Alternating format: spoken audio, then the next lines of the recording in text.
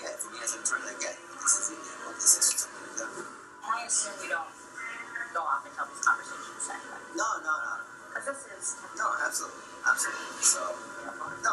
However, other people can make things happen that you don't need to know about. We talk about lots of things that we don't talk about. You know what? We've been busting people in to deep fucking assholes for 50 years, and we're not going to stop now. This is part 2 of our undercover investigation into the dark, backroom dealings of the Hillary Clinton campaign. Part 1 blew up on social media, with many Americans wondering why the mainstream media wasn't covering the story. In fact, Project Veritas Action had television exclusives lined up around the country. Those television stations spiked the story at the last minute. Our sources tell us the reason they did so was fear of retaliation and retribution from a future Hillary Clinton administration. Truth is dangerous, especially when it challenges those in power. In this video, Democratic operatives tell us how to successfully commit voter fraud on a massive scale. Not a pretty union, guys. Built your brother. Oh, yeah. You won. And they're rock and roll. So I'm basically Deputy Rapid Response Director for the DNC for all things Trump on the ground. Nobody's really supposed to know about me. You gotta say, we have mentally ill people that we pay to do shit. Make no mistake. This guy named Cesar Vargas. I got a priest to cry on camera once. You know, Brad and Bob and Lux and myself are all part of the old school method where it doesn't matter what the freaking legal and ethics people say. We need to win this motherfucker. So Bob is really good friends with him, and talked to him this afternoon. And they're all in. If we can get 25 grand, they're all in. Our investigators wanted to find out what it would take to get the highest favorable turnout. Democratic politico Scott Foval was our target, and he was more than willing to lead us through the process of how to rig an election. We did SNAP when we were in charge, too. So what did we do? We did the exact same thing. Only we manipulated the vote with money and action, not with laws. It's a very easy thing for Republicans to say, well, they're busting people in. Well, you know what? We've been busting people in to deep fucking assholes for 50 years, and we're not going to stop now. They're just going to find a different way to do it. So, I mean, I grew up with that idea. You know, they used to bus people out to Iowa. If we needed people out there, we used to bus people out to Iowa. When we met Scott Foval, he worked for People for the American Way, an organization funded in large part by George Soros. He now works for Americans United for Change. It's a nonprofit that claims to, quote, move America in a new, better direction, unquote. With guys like Foval working for them, we wonder what direction that might be. When I do this, I think you're an investigator first. Good, yeah. Work backwards, yes. Yeah, that's great. I used to do the investigation piece. Yeah. Different method. I think backwards from how they would prosecute if they could, and then try to build out the method to avoid that. The plan that was discussed was how to bring people from one state into another state to vote illegally. They could invalidate.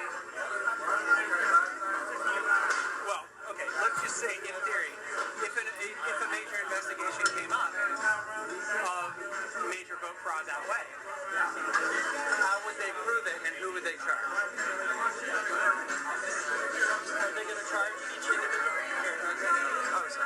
Are they going to charge each individual with voter fraud? See, that's Or are they going to go after the facilitator for conspiracy, which they could prove? And one thing if all these people drive up in their personal cars, there's a bus involved, that changes the dynamic. so it's the legality. Well, yeah. Because you can prove conspiracy if there's a bus.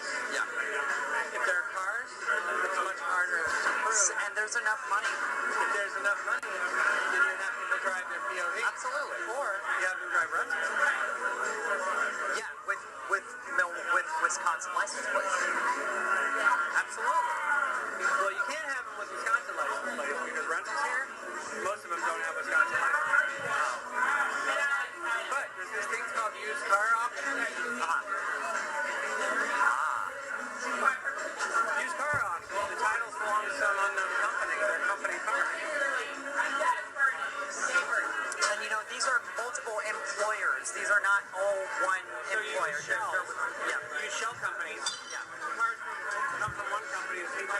another. There's no bus involved, so you can't prove that it's en masse. There you go. So it doesn't tip people off. There you go. That's what I'm saying. See, okay, yeah. So now I'm starting to see that. Yeah. Okay.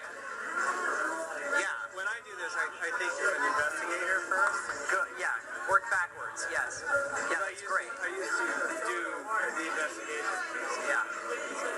Different method. I think backwards from how they would prosecute if they Yeah. could, and then try to build out the method to avoid that.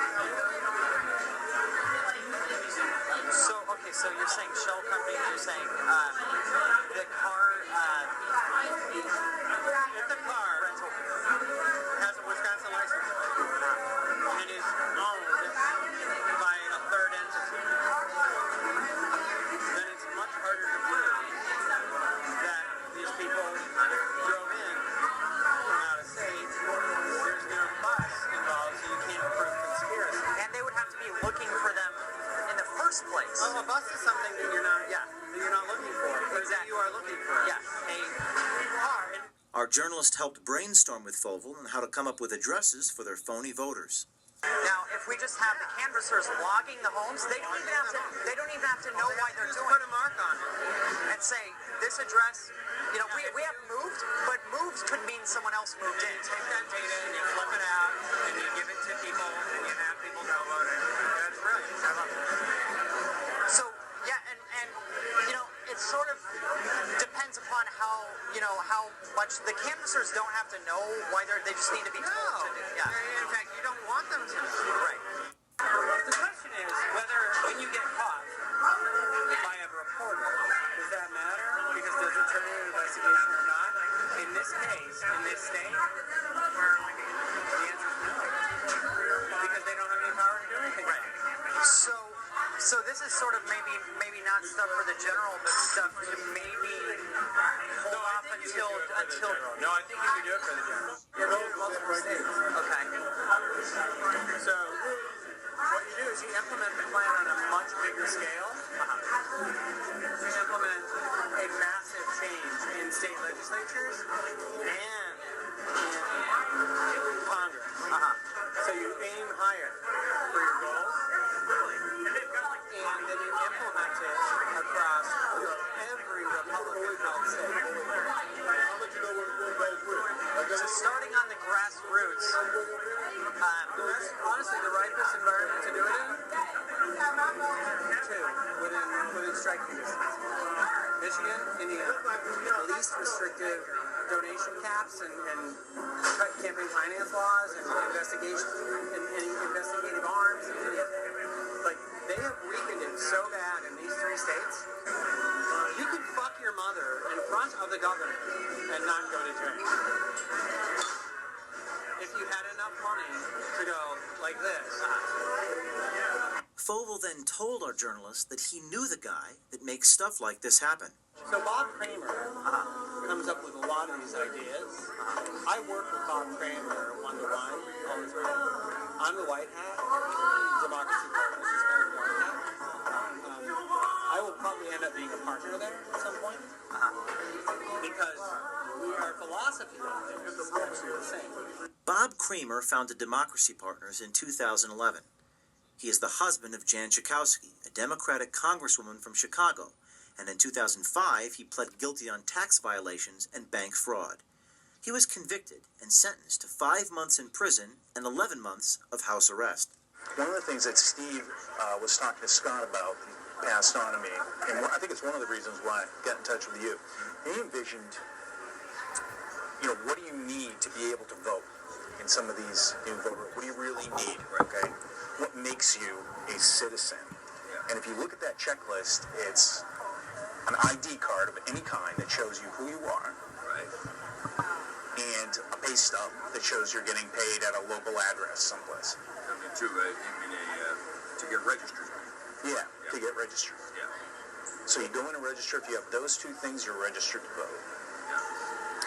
So if you, let's say I had a business inside of, say, Illinois or Michigan, and I hired people, and I had addresses for them, I could write them checks for those. I could use them as day laborers or whatever, and use them and find my way around the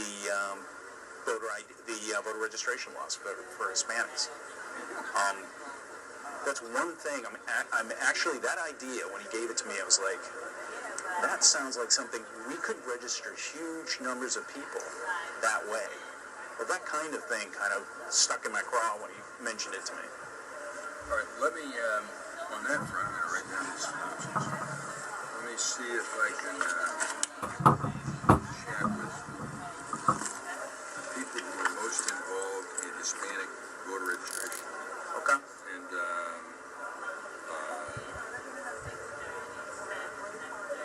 And see what their thoughts are. I mean, there are a couple of different organizations that's their big trick. Okay, yeah, if you know folks that you can put me in touch with, like, what if I, We'll help you do this. I mean, this is very important, this stuff. Turnout is huge. Because Bob Kramer is diabolical. And I love him for it. Yeah. I've learned so much from that man over the last 20 years, I can't even tell you. And he calls me to be his firefighter a lot of the times. Yeah. Because there are people who, in our movement, who will not do what it takes to get shit done. And I am not that person. I'm the one they send when everything is going to shit. So he spends a lot of time on the phone with my boss, actually, like asking for me to go places that I don't go. We had our donor set up a second meeting with Bob Kramer to see how he could help put this voter fraud plan into motion. This is re-enfranchising the voters. That's how I look at it, okay? If I could, through my company, employ these people for a day, okay, or for a week, or for a month, okay? And I could find work for them, useful work for them, and issue corporate IDs for them. Here's my fear. We can run this by our lawyers. Okay. My fear is that someone would decide that this was a big voter fraud scheme. Kramer hesitated to help our donor pull off the voter fraud scheme that Foval created. Bob came back to me and asked me, what is he talking about? And I told him what we were talking about. What you did. And he said, well, I'm not going to touch that with a 10-foot pole now. Right. I go, nor should you. Good advice. Nor should you. He goes, good, I'm glad we're on the same page there. I said, however, other people can make things happen that you don't need to know about. He goes, So that's where I think this goes. yeah, but you don't understand, he's still going to have to know about it. Mr. Kramer? Yes. Well, I mean, is that okay as long as it's outside of... Okay. Now... We talk about lots of things that we don't talk about. Foval told us about a guy in New York that works with Kramer a lot. We wondered if he was the guy who could pull off the voter fraud scheme. This guy named Cesar Vargas is his name. So Bob is really good friends with him and talked to him this afternoon. Vargas is an interesting character. He is the co-founder of the Dream Action Coalition, a New York lawyer and a dreamer himself. Born in Mexico, Vargas is an undocumented alien. This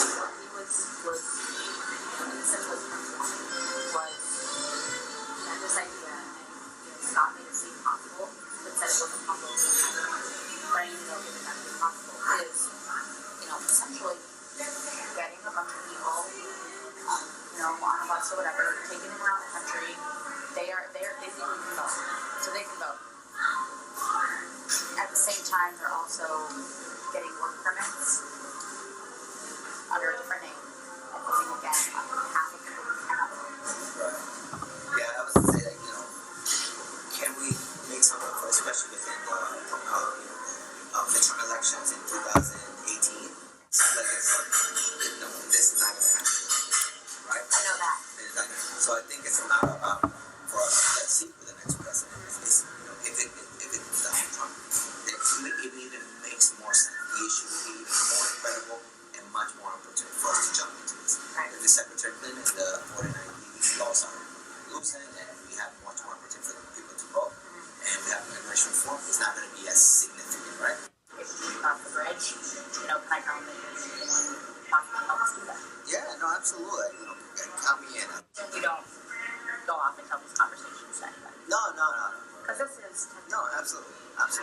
As an activist, do we want to do this? Do we want to take a chance? Let's talk about it. We have to do a better job of making our people do what they're supposed to do. Not asking them, thinking them, not expecting them and taking them for granted, but beating the shit out of them and making them like voters. Yeah. America, our series of videos from this investigation will continue up until the election. People ask me, James, what can I do? Here's what you can do. Send this video to every single person you know. Demand the mainstream media play these tapes. Email the journalists. Tweet at the journalists. And remember, the truth is dangerous, especially when it challenges those in power.